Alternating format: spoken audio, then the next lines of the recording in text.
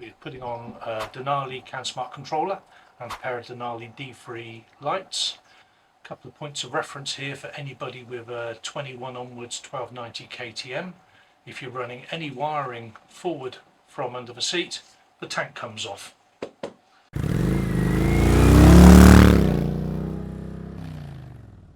So there it is, 23 litres of monstrous fuel tank. And actually it's what, 2, 4, 6, 8 bolts I think. So it's quite easy, a couple of connectors, just save yourself the pain. We need to get the drill out and we need to put a couple of holes, one on each side. You can see there's a circle here which KTM tell you on the KTM light kit to use as the position, so I'm doing exactly the same. But it needs to be big enough for the connector to go through. So we need to come down a bit because we need a bigger hole.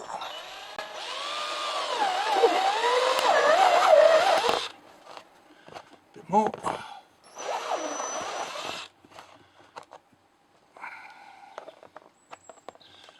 Still.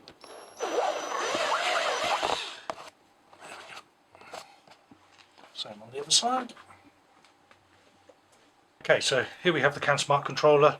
It makes the system fantastic in terms of the functionality, but we'll set all that up and take you through it in a minute. But basically it's 2 battery terminals, positive, negative, and on the KTM this connector here is what picks up the CAN bus instructions running around the bike, and that plugs into the KTM diagnostics port, which is buried down in the back here. Just release it, so that's that one there. Okay, and then you'll see we've got a little green wire here which picks up on the horn trigger wire that we ran through earlier. So that plugs in there, that plugs in there, 2 to the battery, then everything else plugs into the 4 channels. Nice and simple.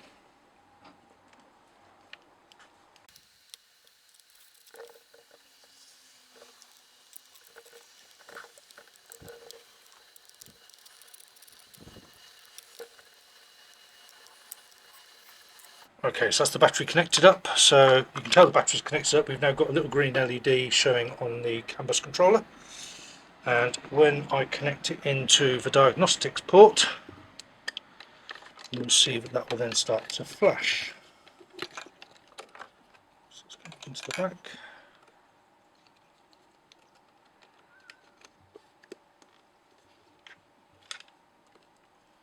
So now you'll see it's flashing.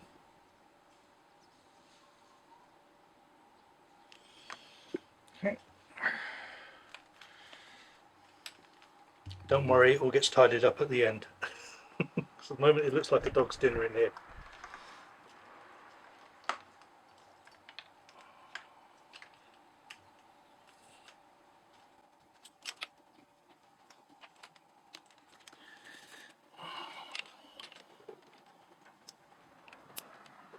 Okay, so we have our light harnesses. So, so this is the left light which I normally use on the white circuit. Old habits die hard. That one snapped in. This is the right light, and that will be on the red circuit.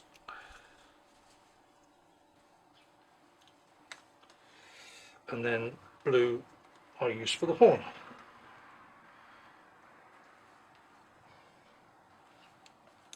Right, basically that's connected. I'm just going to quickly just suspend the lights from the front so I can connect them up. I can't actually bolt the light mounts on yet until the panel work goes back on. So I'll just do that and then we can plug the laptop in and configure it all up.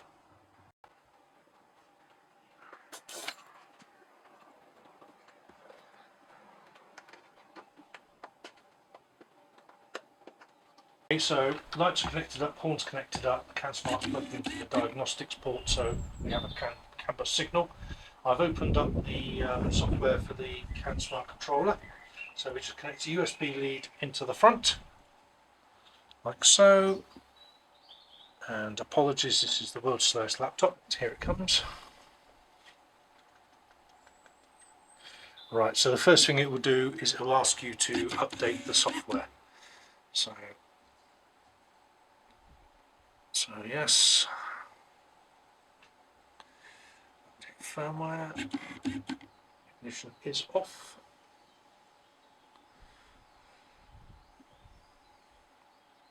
This just ensures so that when you first install a CANsmart controller, it has the latest firmware, so any bug fixes or anything like that is all applied to your device, so it's well worth doing. There are generally 2 steps to the upgrade, so it just installs them and then it activates them before then connecting through. So it's just updating step 1. Here comes step 2.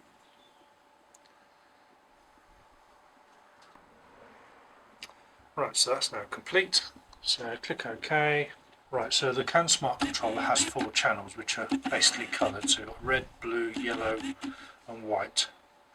It is set up as defaults what it thinks, so it's set up 1 light pair, a horn, a brake light and a light pair 2. But we're not going to be doing that. So here are the 4 circuits. There's the first circuit, there's the second, third and fourth. Right, so the horn, as we can see here, is on the blue circuit and the horn is enabled. That's fine, that's what we want. We're not running a brake light on this installation, it's just 2 lights and a horn. So what I'm going to do is I'm going to say the red light, the red circuit, sorry, is going to be right light 1, and then I'm going to say the white circuit is left light 1. If I apply that, you'll see now we've got the red and the white circuits combined there, and we can now set the intensity. So basically for the D3s, anything that I do with the high beam, so whether I use the flash to pass light or hit the high beam switch, whether it's daytime or night time, the D3s will be at 100%. The D3 lights are about 2000 lumens, so 50% at daytime is fine, that won't upset anybody. But at night time we don't want them so bright, we want to turn them down to 20%. Okay, so we've set them so that when the turn signal is active, the light will go off. When you press the horn, they will strobe. They will strobe on flash to pass. That's not a single press of the flash to pass light, that's 3 quick flashes in succession, and also to inversely flash when the hazard lights are active. And that's how they're set up. So we'll now go away, switch it all on and see if that does what it's supposed to do.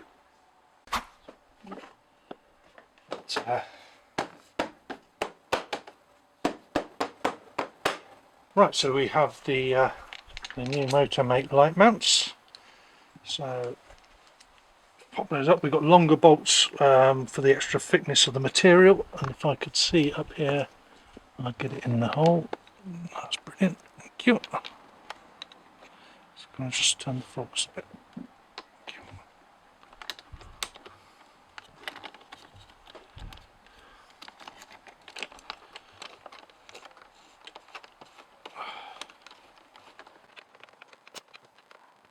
That's it.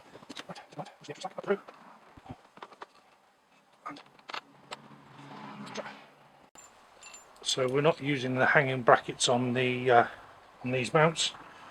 So just drop those off. And then, so the actual light clamp goes directly into the mount itself.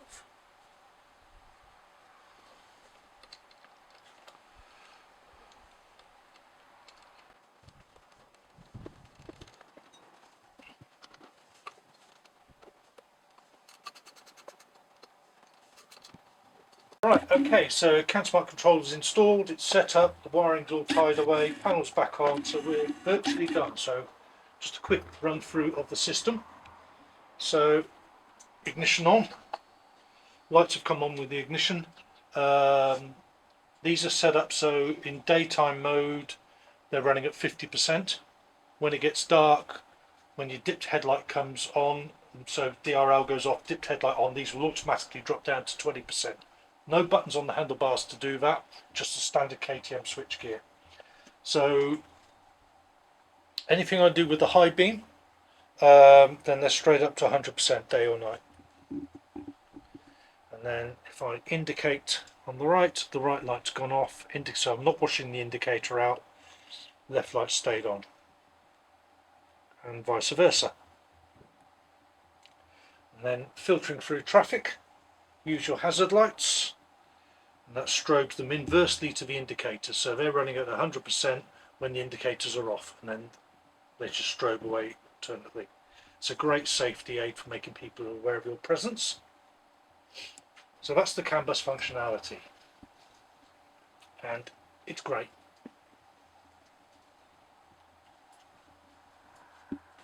And that, I believe, is that.